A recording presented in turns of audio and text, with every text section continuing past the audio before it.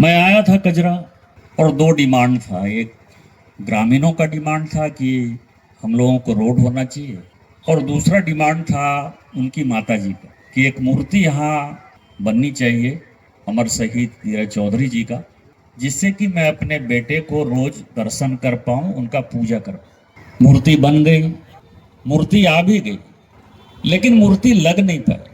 कभी खेत में अनाज लगा हुआ था और कभी था कि कुछ वक्त के बाद लगे।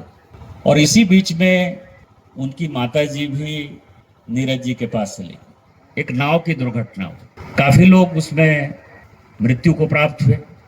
और सबसे हृदय विदारक जो चित्र था वो ये था कि एक माँ है और उसने पानी से बचने के लिए जैकेट पहना हुआ है।